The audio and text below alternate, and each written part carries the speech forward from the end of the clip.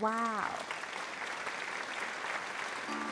Hello guys, this is Caridad Official TV.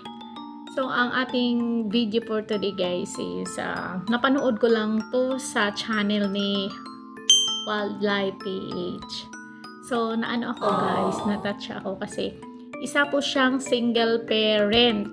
So relate po ang ano ko sa kanya buhay kasi isa din po akong single parent.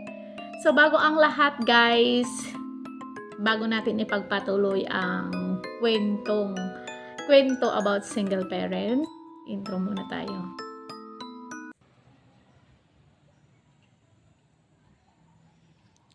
Please subscribe Caridad Official TV.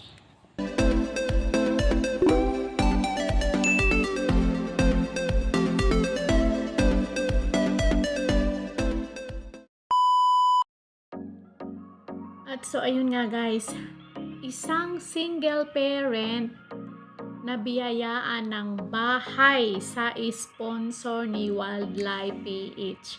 So yun nga guys, ang pangalan nito ay ang maswerteng single parent na to ay walang iba kundi si Melrose na may isang anak. So itong si Melrose guys, nangungupahan lang siya.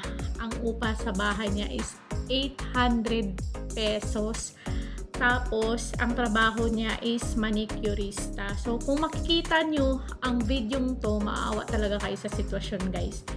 Kung makita nyo ang video doon yung whole video doon sa page ng sa YouTube, dito sa YouTube ng isang charity vlogger na si Wildlife PH, makikita nyo doon ang buhay ni Melrose na isang single parent na nabiyayaan ng bahay. Sobrang naiyak nga itong si Melrose. Siguro hindi siya makapaniwala na siya ang bibigyan ng bahay ni Wildlife PH. Alam nyo guys, nung patapos kasi ginagawa yung bahay nila, at the same time, pagkatapos ginawa ng bahay nila, itong brothers ay pumunta doon sa tinitirahan ni Melrose. Alam nyo ba guys, ano sila? 30 minutes silang nag-antay doon sa labas kasi nga wala si Melrose dahil nagmamanicure ito tapos iniwan yung bata sa loob. 30 minutes sila nag-antay tapos yung bata iyak na iyak.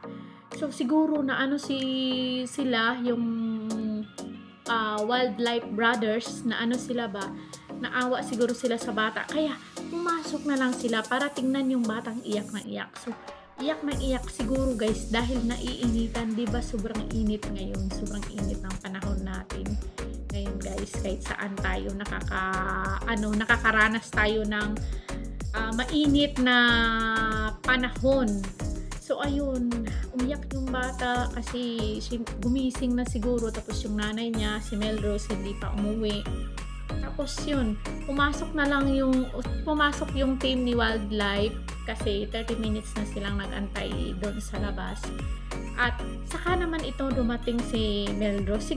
Siguro itong si Melrose, doon lang siguro siya mamanicure. Parang siguro visit siya sa house, yung anak niya, chine-check niya na tulog ba or gising na. Siguro nung time na yon natagalan siguro siya or baka tinapos lang muna niya yung pero believe ako dito sa kay Melrose guys kasi tinataguyod niyang mag-isa yung kanyang anak.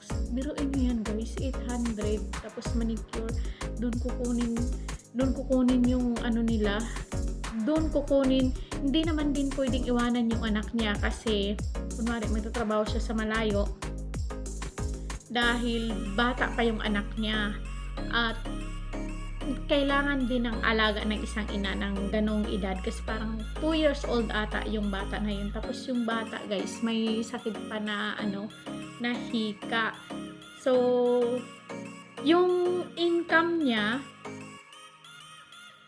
so yun guys, yung income niya kukunan pa doon ng pagkain, renta, gamot ng bata. So hindi talaga pwedeng hindi siya magtrabaho, guys.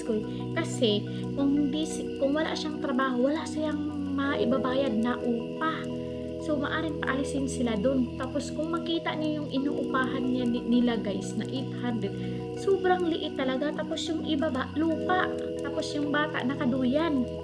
So mahirap talaga. Mahirap yung sitwasyon ni Melrose. Nung napatingin nga ako doon sa video, uy, kawawa naman tong single parent na to. Yun, isa siya sa nabiyayaan ng bahay nila Wildlife PH, at talaga namang naiyak sa tuwa itong si Melrose, at sobrang nakita ko sa mga mata niya yung tuwa at sobrang na-appreciate niya.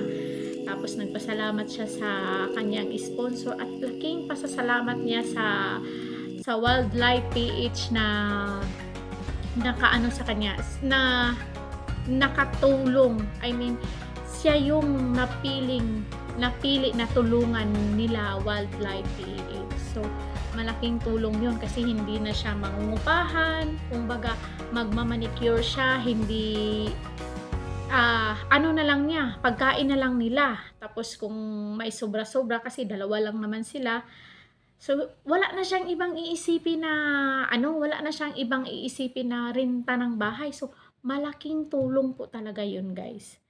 So napaka-bless nito ni Melrose. Sa kabila ng kahirapan, ginagapang niya ang kanyang 2 years old na anak. So yun lang, guys, sana nagustuhan nyo ang ating topic ngayon about single parent, na mahirap po talaga na maging isang single parent. At saka proud ako nito si Melrose kasi hindi sumuko. Bali, yung iba kasi iniiwanan nila yung mga anak nila, yung parang ganon. Itong si Melrose talaga, sinamahan niya yung anak niya, hindi niya iniwan. Kumbaga, tinaguyod niyang mag-isa. Kaya mo yan, Melrose. So hanggang dito na lang, guys. Thank you po, Wildlife PH, kasi pinayagan niyo akong dito sa video niyo. Kumbaga mag-reaction din kasi to, guys. Kasi in-explain ko yung video niya. Pero yung whole video nito, guys, nandun ito sa kay Wildlife PH. So hanggang dito na lang. Thank you so much and God bless us all.